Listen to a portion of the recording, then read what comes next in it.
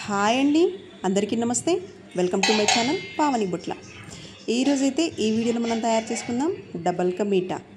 ఓకేనా అండి. డబల్ కా మీఠా వచ్చేసి నేను టోస్ట్తో తయారు చేస్తున్నాను. బ్రెడ్తో కూడా తయారు చేసుకోవచ్చు. నేనైతే కనుక టోస్ట్తో తయారు చేస్తున్నాను. ముందుగా స్టవ్ పై ఒక ప్యాన్ పెట్టుకొని దానిలో డీప్ ఫ్రైకి సరిపడా ఆయిల్ వేసుకోండి. టోస్ట్కి బ్రెడ్కి తేడా ఏంటి అంటే, టోస్ట్ అయితే కనుక ఆల్రెడీ డ్రై అయి ఉంటాయి కనుక చాలా తొందరగా వేగిపోతుంది.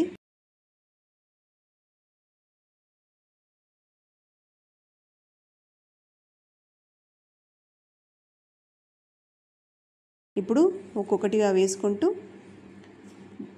ఫ్రై చేసుకోండి. ఒక 2 మినిట్స్లోనే ఇవి ఫ్రై అయిపోతాయి. కాస్త లైట్ బ్రౌన్ కలర్ రాగానే తీసేసుకోవడమే. ఇలా అన్నింటినీ డీప్ ఫ్రై చేసుకొని ఒక గిన్నెలో తీసుకోండి. ఇలా రెండు వైపులా మంచిగా ఫ్రై చేసుకోవాలి. కాస్త ఆయిల్ అనేది ఎక్కువగా పీల్చుకుంటుందండి. దాంట్లో నేను కాస్త నెయ్యి కూడా వేసేసాను టేస్ట్ కోసం. ఓకేనా అండి. ఇవి ఫ్రై అయిపోయాయి కదండి. ఇప్పుడు వీటిని వేరే బౌల్లోకి తీసేసుకుందాం. ఇలాగే అన్ని టోస్టులని ఫ్రై చేసుకొని పక్కన పెట్టుకోండి. చాలా టేస్టీగా ఉంటుందండి. మీరు కూడా ట్రై చేసి చూడండి. నా వీడియోని చివరి వరకు చూడండి. ఇప్పుడు వీటిని వేరే బౌల్లోకి తీసేసుకుందాం. చూడండి, ఆయిల్ అనేది కాస్త ఎక్కువగానే పడుతుందండి. అందుకని కాస్త నెయ్యి కూడా వేసుకుంటే బాగుంటుంది. ఎందుకంటే మొత్తం నెయ్యి ఆయిల్ కాకుండా నెయ్యి వేసుకుంటే కాస్త కమ్మగా ఉంటుంది కాబట్టి కాస్త నెయ్యి వేసుకోండి ఆయిల్లో. ఓకేనా అండి. ఇప్పుడు వీటిని ఒక బౌల్లో వేసేసుకోండి. ఇలా మిగతావన్నీ ఫ్రై చేసి బౌల్లో వేసుకున్నానండి. ఇప్పుడు మనం పాలని ఆల్రెడీ ముందుగానే వేడి చేసి పెట్టుకున్నాను. ఇప్పుడు ఆ పాలని ఇవన్నీ టోస్టులన్నీ మునిగేంత వరకు పాలన్నీ వేసుకోవాలి. ఎందుకంటే మునిగేంత వరకు వేసుకుంటే కనుక టోస్ట్ అనేది పాలనేది ఎక్కువగా పీల్చుకుంటుంది.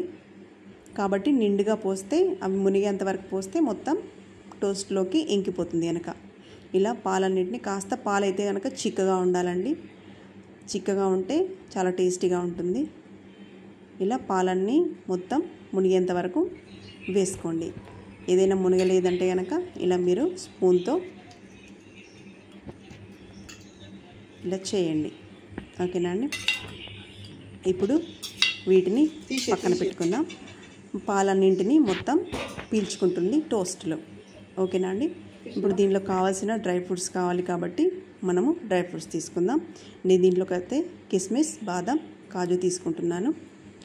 దీనిలో కనుక మెలన్ సీడ్స్ కూడా యూజ్ చేస్తారు. నా దగ్గర ఇవే ఉన్నాయి కనుక నేను ఇవే యూజ్ చేస్తున్నాను. మెలన్ సీడ్స్ కూడా వేసుకోవచ్చు. ఓకేనా అండి. వీటన్నింటినీ చిన్న చిన్న ముక్కలుగా కట్ చేసుకొని పెట్టుకోండి. ఇలా ముక్కలు చేసి అన్నింటినీ పక్కన పెట్టుకోండి. ఇప్పుడు వీటన్నింటినీ కాస్త నెయ్యిలో వేయించుకుందాం. స్టవ్ వెలిగించుకొని ప్యాన్ పెట్టుకొని దీంట్లో కాస్త నెయ్యి వేసుకోండి. నెయ్యిలో ఏవైతే డ్రై ఫ్రూట్స్ ఉన్నాయో వాటన్నింటి వేసి స్టవ్ మాత్రం సిమ్లో పెట్టేసి కాస్త బ్రౌనిష్ కలర్ వచ్చేంత వరకు వేయించుకోండి. ఎందుకంటే మనం ముక్కలుగా కట్ చేస్తాం కాబట్టి అవి తొందరగా మాడిపోయే ఛాన్స్ ఉంది. కాబట్టి మీడియంలో పెట్టుకొని దూరగా వేయించుకోండి. కాస్త దూరగా వేయించితే కనుక క్రిస్పీ అవుతాయండి ఇవన్నీ ముక్కలు. అందుకని కాస్త దూరగా వేయించుకుంటే మనం డబుల్ కా మీఠా తినేటప్పుడు మన పంట కింద క్రంచీగా వస్తుంది. చాలా టేస్టీగా కూడా ఉంటుంది.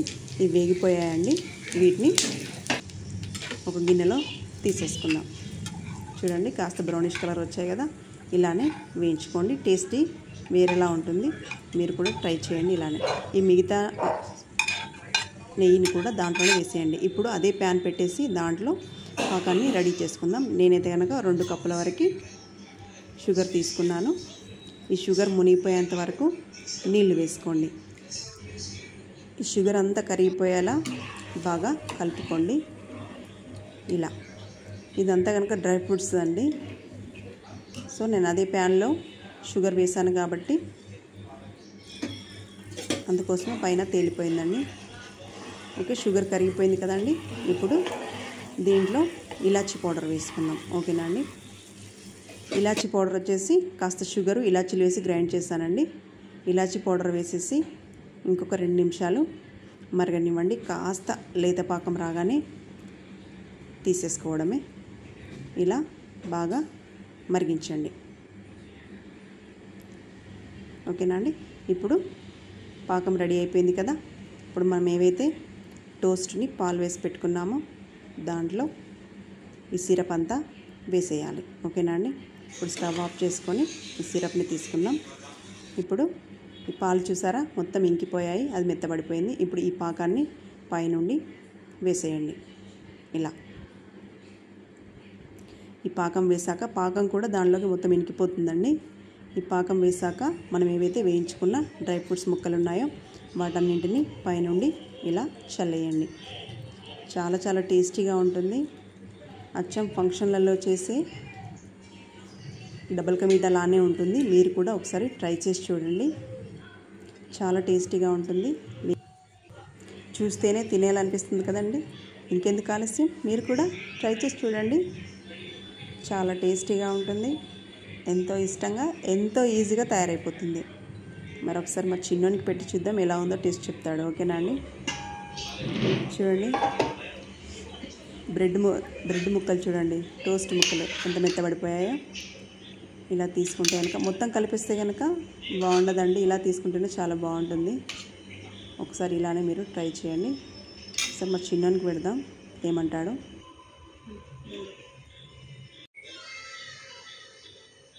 ఎట్లుంది రకనే స్వీట్? సూపర్ ఉందా? నచ్చిందా? నా వీడియో కనుక మీకు నచ్చినట్లయితే లైక్ చేయండి, షేర్ చేయండి, అలాగే కామెంట్ చేయండి. నా ఛానల్ని సబ్స్క్రైబ్ చేసుకోండి. థ్యాంక్ యూ అండి. Thank you for watching.